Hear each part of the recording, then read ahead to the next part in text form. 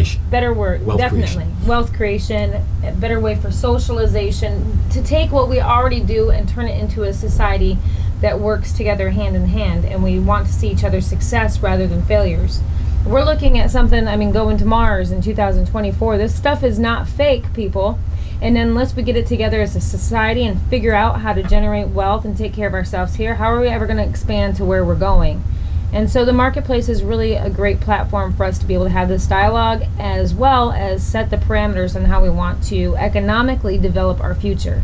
And we need the millennials, we need the older generation, and we need our babies to bring this together. So I'm excited to be a part of this transition. Absolutely. And what I'm going to do is I'm going to play that first audio file, and this basically it's your 101 sort of description of what the new sharing economy is. Right. And it's important for folks to listen closely to what this is, because this is the future. It's where we're going. You can fight it all you want, but this is where we're going. You see how rapidly technology is literally changing everything. Oh yeah. I'm a techie. There's right? conversations. I'm a techie, right? There's conversations in the UN about robots getting too much genius. Okay, it's not Star Wars anymore, people. Well, we have to artificial intelligence. We have to get up and talk about things that we just thought were, Steven Spielberg. They're not anymore. That's here. Why? Because, like we said, the millennials are a lot smarter than we were. When we were millennials. Right. Okay. They are they're just the pure genius of the things that they are coming up with. It's like, where's that knowledge coming from? But anyway, let me just stop there. Let me play this, and then we'll segue into this. Also, it is back to school. Oh yes. And we want to be able to share with you some consumer information in regarding the things that you should know, things that are of value to you, right, in preparing and making that preparation for back to school with your kids, whether they're in grade school or K-12 or they're going to college. It is that time of the year, and so we'll get into a little bit of that as well. But here is that audio file that speaks to the issue of where things are and where we're going, and why we have, positioned this community and every other community that we're connected to. Every community that is hearing this broadcast now, whether it's St. Croix, St. Thomas, St. John's, Water Island, U.S. Virgin Islands, British Virgin Islands, whether it's, throughout the Caribbean, throughout the U.S., throughout, wherever our, social media, wherever we are making, people can hear and watch us. Right. We are speaking to you. We are going to need for you to be part of this, process or movement. If you say, when I say movement, I'm not talking about we the people kind of movement. I'm just saying the fact is, value is now in the hands of the consumer. The consumer now dictates value. Absolutely. Where it was the corporations dictated value. And that's a very interesting point, is I do not think that the general public realizes how much their vote, their click, their like, what they pay attention to, how they work together. I don't think that they value themselves and what their conscious awareness of what they support matters. Because for too long, in the generations preceding, we had political systems that ran things. But when you get involved in something you believe in, and there's powers in numbers and powers in the group and powers in the shared community, then you actually have a chance to have your voice heard. So you really got to speak up for things that you like. Absolutely. All right, folks, this is, we invite you to, we are a media company. We are in the broadcast business. We do broadcasts and produce content and program via radio, television, live video streaming, live audio streaming, and we are also digital print as well. Right. And to all our partners, News America Now, which we're live on. We are live on Facebook Live. We are live on Callaloo Network, the Marketplace. We are and you'll be able to watch this program on Fridays on Tempo Networks on television. And so we are going to introduce this new concept, this new model. And when I say new, we didn't create it. It's been there. We're now being part of that process to help inform and educate and facilitate the knowledge base of this new economy to enable others and our viewers and listeners to understand how they can benefit from this. Right. And so go to msqgo.com and you'll be able to follow along what we're talking about. Also watch it as well. And we're going to get into a little bit about what's happening on the site of this new website.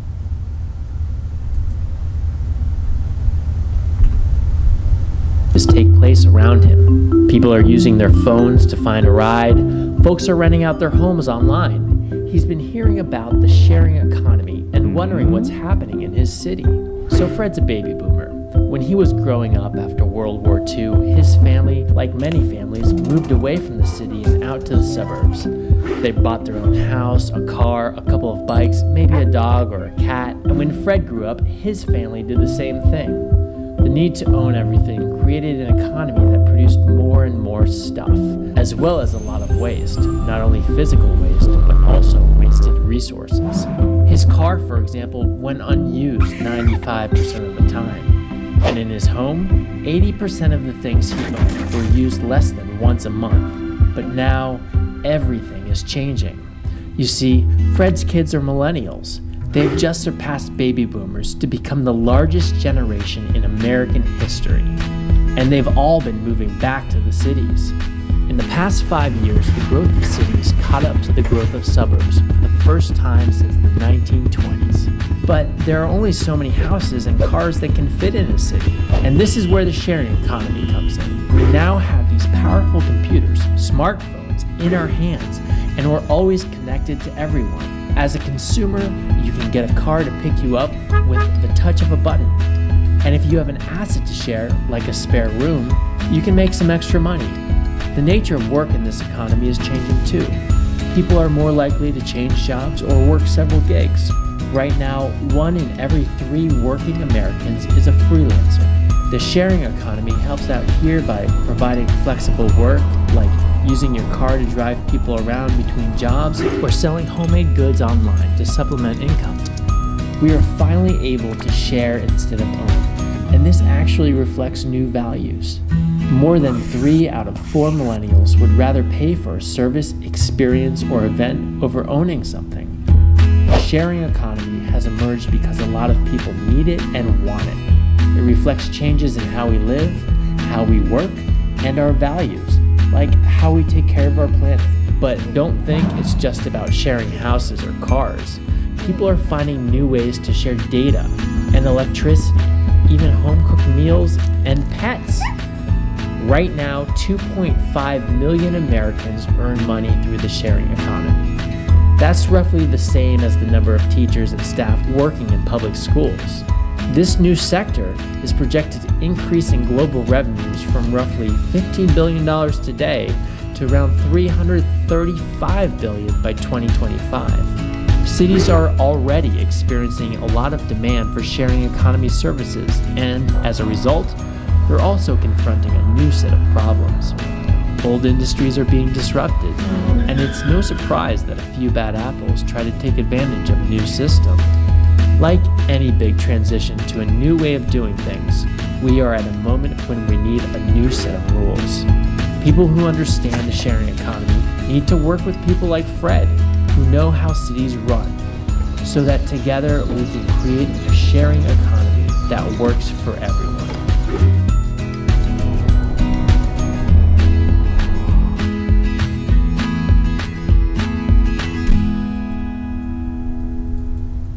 So, what do you think? I think that is a very good way of putting it all together to understand the benefits of a sharing economy and, really being able to talk about how we can make this move forward. because like we said, this is where it's going. So either you can sit on the back end of it and you can watch everything else fall away and not know what you're going to do, or you could, go ahead and join the marketplace and get involved and help develop the economy. You can't complain if you get something that you didn't even have the opportunity to ask the questions. What I also like, I think, is the level of really consciousness. And I'm saying this because I'm applying it to myself. Are you a secret millennial? Yeah, No, we already How talked did you about know it. that? You saw the first solar Oh eclipse my 99 years goodness! ago. I mean, come on, you I'm like that. You're reading me like a book here. So anyway, I like the level of awareness and consciousness, because what the sharing means, what it invokes, it means to allow people to come together, create an opportunity to give something of value to each other, where what it does sort of in effect is you do away with waste. Waste is a big problem. Waste of the time that we spend on standing on a line. We're standing on the line waiting for whatever, buying tickets, buying groceries. We're in a car, the constant waste of food that we discard when we can't consume it ourselves, when we have stuff that Right. stuff that we just have that we're not using, is just sitting there, and you're able to then offer that up to someone or an entity that can not, unless you choose to relinquish it. You own the asset. Unless you choose to relinquish that asset, you still have ownership to that asset, and someone wants access to that asset, not necessarily want to buy it, Right. but want to be able to have use of that asset. Right. Because right now you're underutilizing that asset.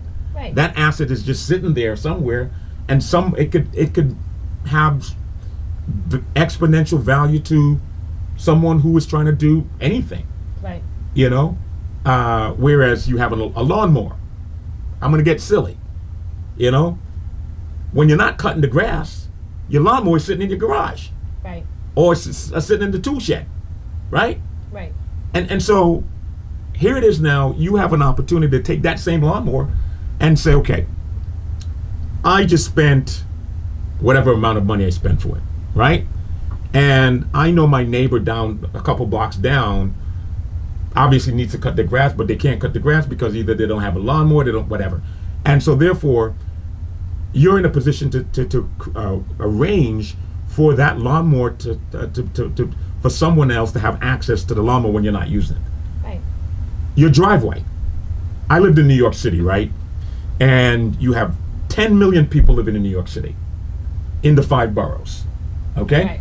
And whether you were in the Bronx, whether you were in Brooklyn, whether you were in Queens, Manhattan, Staten Island, Right. when you left to go to work, people in New York drove. They love to drive their car, even though they can take mass transit, even though New York City had an elaborate transportation system.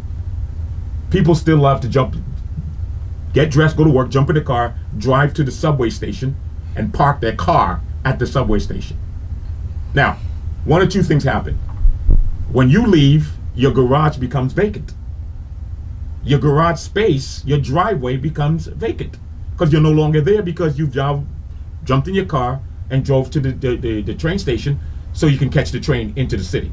Right. And now you have to find parking in order to now catch the train. To think if you could now leave a swap where I live, you live near this train station, I can leave, open up my driveway, okay? Mm-hmm. Someone can then pay me to park there, because you can't park in the street, people need to park somewhere. I make an arrangement with you, and I can then park in your driveway, and we can then jump on the train and go to work. So these are the kind of examples of individuals, regular people, are able to take something of value that they own it, they don't want to get rid of it, but they can offer it up, give access to somebody else that has a need for that particular item. This is what the new marketplace is all about. Right. This is what the new marketplace, when you go to the marketplace, it is a highly functional platform. It has all the bells and whistles that to go with it. And literally, and this is no embellishment, this is no exaggeration, where all of the things you do on the different sites, you go to that site, you go to this site, you literally can go to one source, and literally share your information Right. in all of the various categories on this platform. And so, that being said, I invite you to come and check it out. Take it for a spin. Go to www.msqgo.com. That marketsquarego.com. msqgo.com. Once you get there, you can sign up and join the marketplace. It costs you nothing to join the marketplace. Right. It's for free. Just like how you sign up for Facebook, Snap, Instagram, Twitter, a Gmail account. Any email account. Doesn't cost you anything to sign up, and you're able to do that. And you're able to do that when you get there. Do all the things we're talking about. Everything from posting an event. If you want to know what's happening in your neck of the woods, or you want to let people know the things that you're doing, you can do that. See what properties are available, whether for sale, for rent. And what I think is really unique about the marketplace, and I'm really excited about getting this launched, is not only is it a place that social networking comes into play, different things that you have and you want to share and you want to network and what you're doing with your business and so on and so forth, but it also provides for news. If you're investing, if you want to find some different things, you can go ahead and just go straight on the website and find out what new stuff is going on around the world and how it pertains to you and what you're looking for specifically. So if you go to themarketplace.com,